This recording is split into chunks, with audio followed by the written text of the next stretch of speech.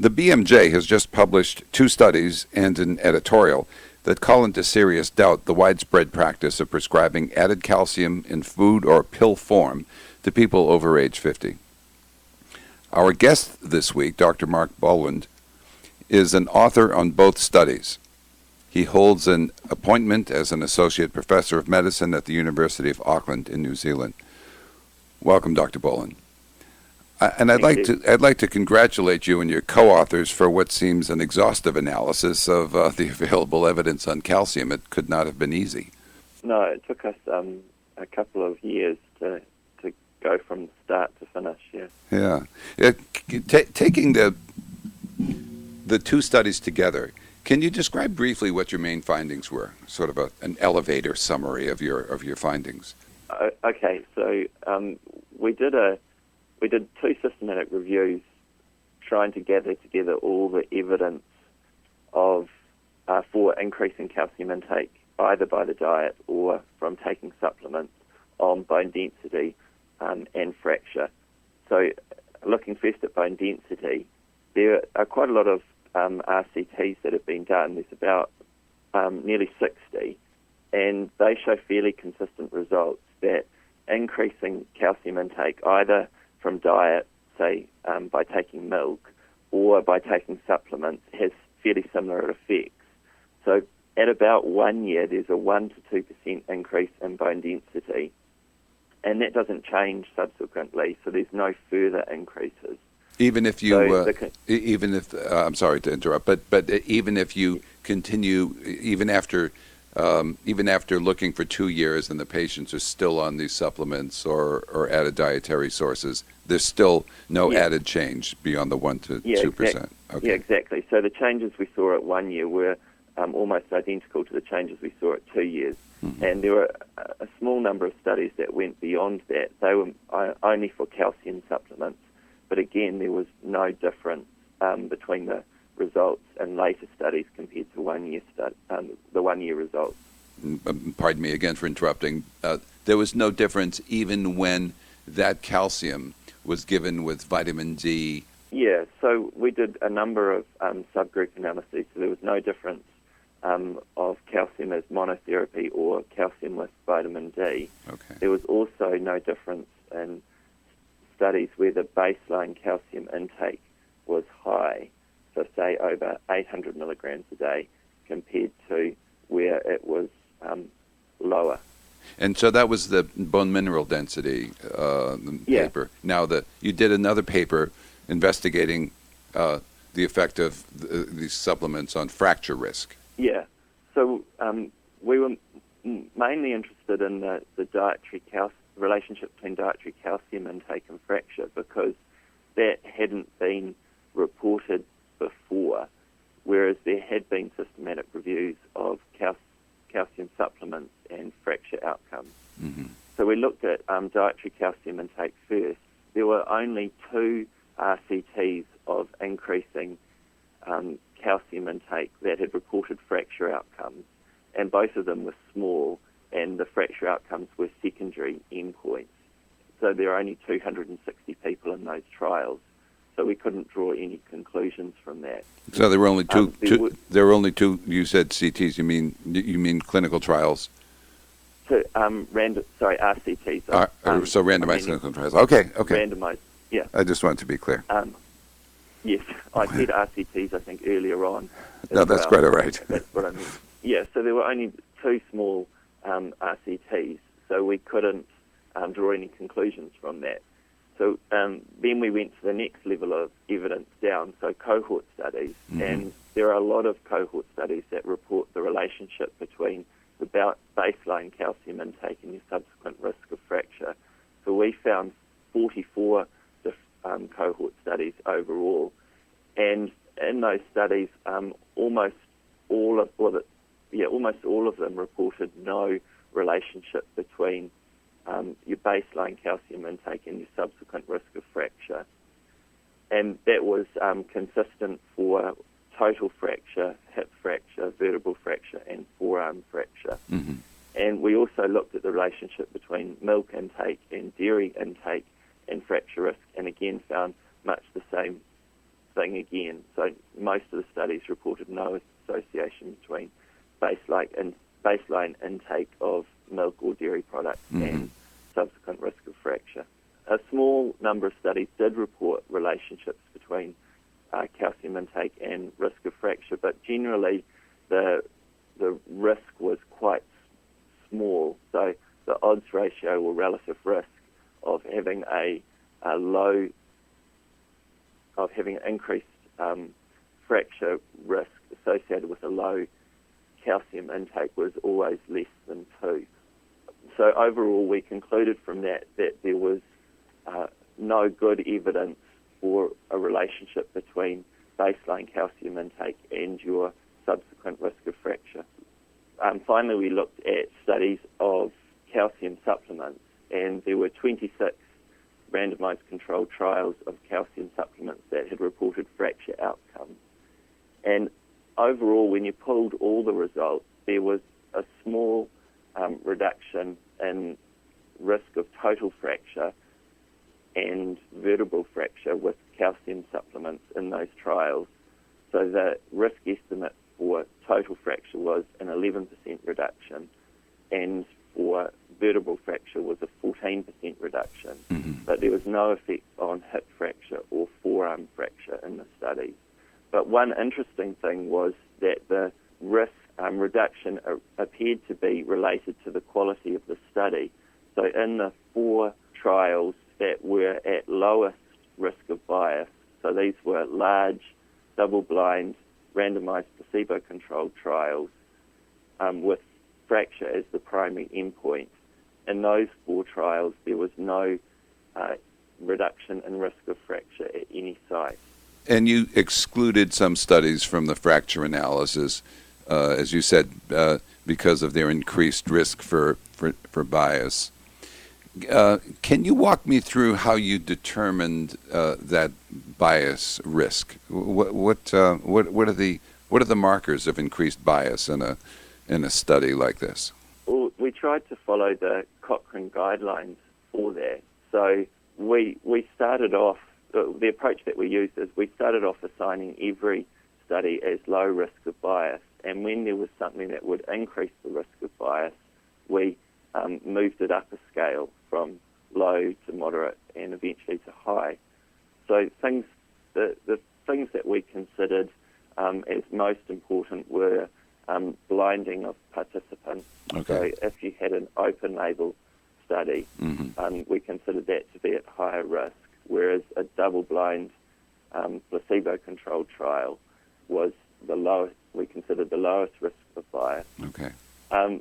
Then we also considered the size of the study as an important factor as to whether the study was primarily looking at risk of fracture or it was a small study looking at bone density or some other endpoint, and fractures were just reported as a secondary endpoint. And in many of those studies, that fractures hadn't been rigorously evaluated, so they were just self-reported by participants.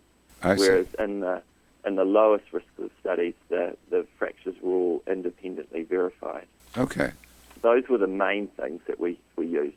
So to summarize, although adding calcium increases bone density, it does so only modestly, and the effect doesn't increase with prolonged therapy, correct? Yeah, you could even go a little bit further and say that rather than modestly, you could say to a very small extent. The average bone loss in a postmenopausal woman is about 1% per year. So taking calcium supplements or increasing calcium from your diet is equivalent to about preventing about 1 year of loss of normal postmenopausal bone loss.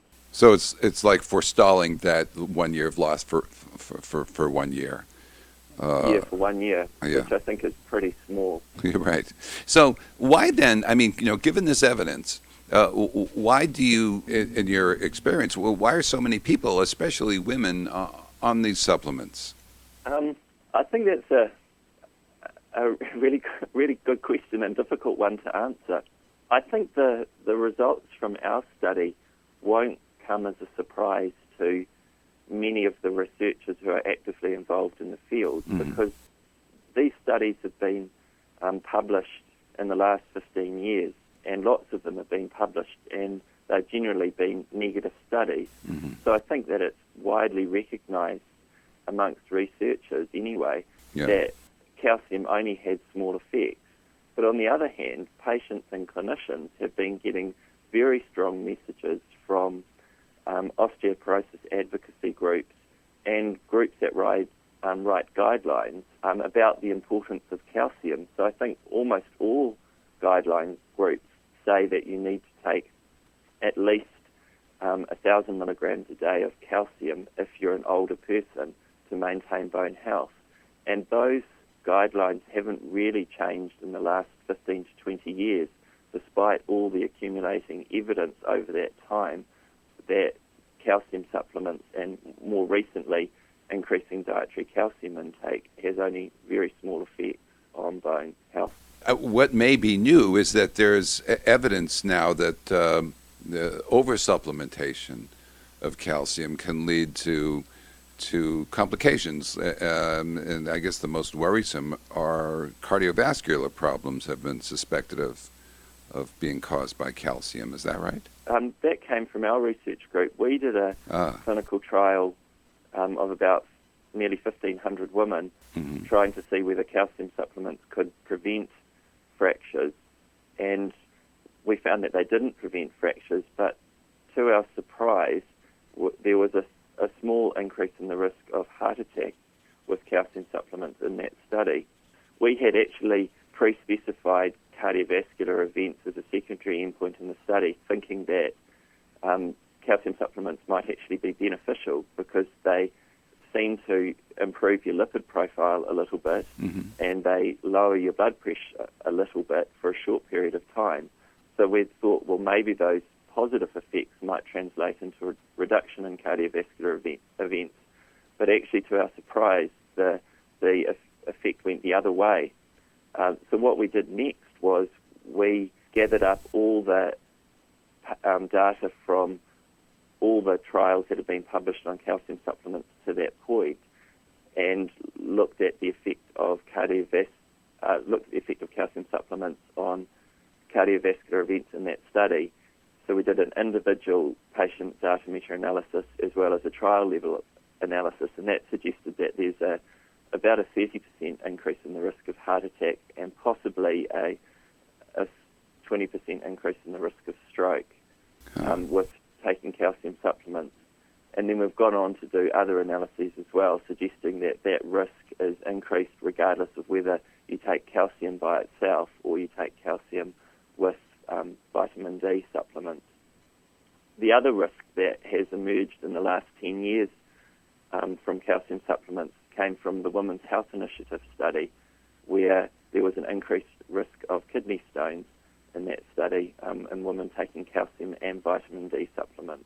And the interesting thing about the risk-benefit profile with calcium supplements is that if you just count up the number of people who had fractures prevented in each of the big clinical trials, so for example the Women's Health Initiative, in the Women's Health Initiative, if you take the extra number of kidney stones in the calcium and vitamin D group compared to the placebo group, you find that that number is greater than the fractures that were prevented in the calcium and vitamin D group compared to the placebo group.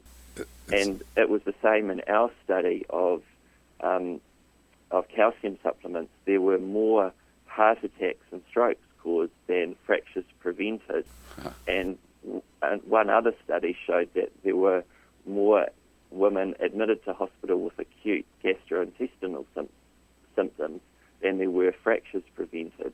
So in each of these individual studies, the risk-benefit profile for calcium supplements was unfavourable. you talk about that in the discussion of your paper, the risk benefit profiles, and it was very interesting that women given these supplements had more bad side effects than had more, as you said, kidney stones than fracture preventions, and I guess one of the number needed to treat to prevent a fracture was something on the order of... No, I've got the numbers in front of me. To prevent one vertebral fracture, it was 489 people treated for 6.2 years. Okay. And to prevent one fracture at any site, it was 77 for 5.5 years. Okay. All right. Now, for the clinician who's... it's not researchers who are prescribing calcium, but it's the clinicians who are fielding the questions from patients. So for a clinician, what's the central message?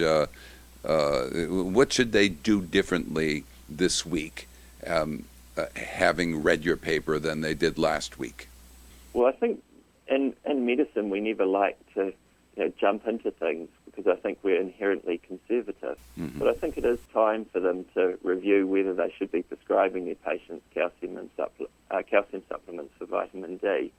In New Zealand, we have largely stopped prescribing calcium supplements for fracture prevention over the past 5 years. And so there's been about an 80% reduction in prescriptions for calcium supplements since we first published our research about an increased risk of cardiovascular events. So I think it's time for clinicians elsewhere to probably do the same, to stop prescribing calcium supplements for the prevention of fractures. And I think they can tell their patients who are worried about calcium intake that there's very little evidence that different levels of calcium intake is associated with risk of fracture, so they don't have to be greatly concerned about the amount of calcium that they're taking in their diet. So the Western diet, so-called, is usually rich enough in calcium so that people who don't have other problems that could contribute to calcium loss are perfectly fine going on eating a normal diet without supplementation.